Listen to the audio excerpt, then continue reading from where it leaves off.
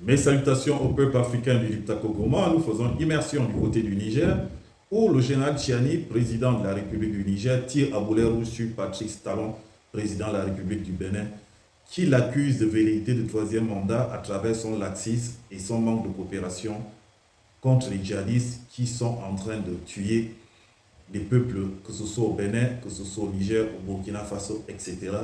Il demande une cohésion, une mutualisation de tous les flics de cette zone du Sahel pour qu'ils puissent prendre le dessus sur les djihadistes, surtout qu'ils disent posséder les moyens pour pouvoir résoudre ce problème. Mais il faut une collaboration efficiente, une collaboration mutuelle.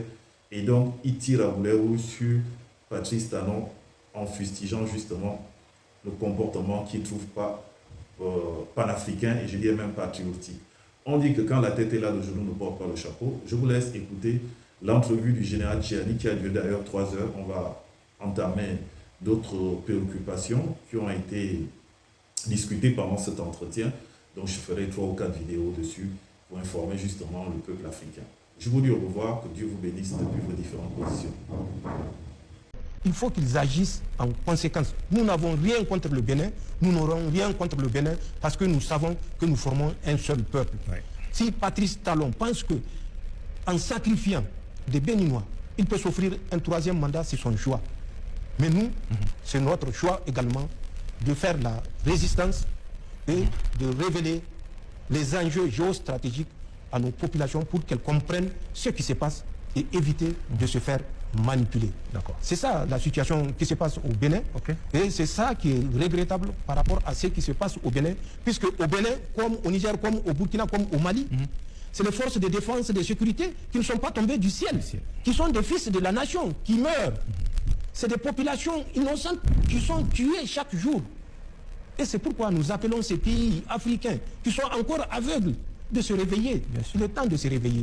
Il est temps de mettre fin à cette collaboration servile, comme les appelait son Excellence Ibrahim Traoré, les esclaves du salon.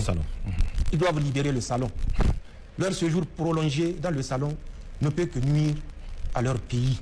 Il faut qu'on arrête ça. Nous avons la capacité de l'arrêter, qu'elle soit intellectuelle, humaine ou matérielle. Nous avons toutes les ressources. Que si nous les exploitons de façon efficiente, à travers une bonne gouvernance, nous pouvons nous en passer. Mais c'est ça également le défi, parce qu'en face, il n'est pas de leur souhait de nous voir nous libérer de leur emprise. C'est à nous de comprendre et de faire les choix, si difficiles soient-ils, mais c'est des choix de souveraineté. Il n'y a pas de difficulté à faire le choix de souveraineté.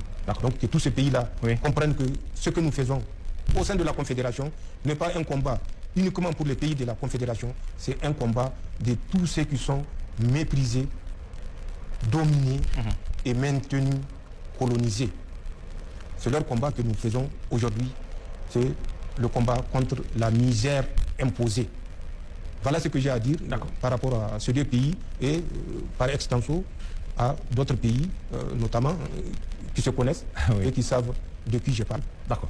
Monsieur le Président, sachant que ceux qui cherchent à nous déstabiliser, vous l'avez dit, il y a un instant, opèrent aussi bien du Bénin que du Nigeria, comment alors expliquer la différence de traitement entre ces deux pays? Parce que c'est une question que beaucoup de nos concitoyens se posent.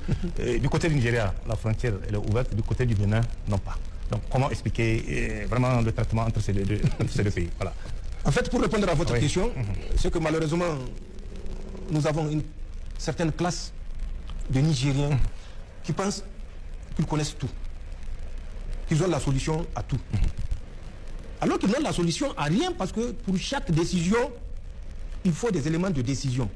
Même cette intelligence de savoir que pour chaque décision que l'État prend, c'est en confrontant des éléments de décision que l'État prend ses décisions. Ils n'ont pas cette intelligence de se dire que si aujourd'hui l'État nigérien décide de quelque chose, c'est qu'il a tous les éléments d'appréciation. Contrairement à moi qui n'utilise que le paraître, le semblant, le superficiel.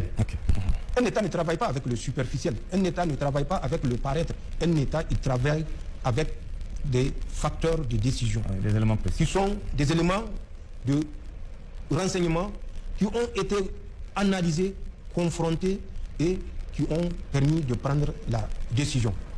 Mais pour répondre à votre question, tous ceux qui disent que de l'autre côté du Nigeria, la frontière est ouverte, mais n'ont qu'à s'approcher du service de la douane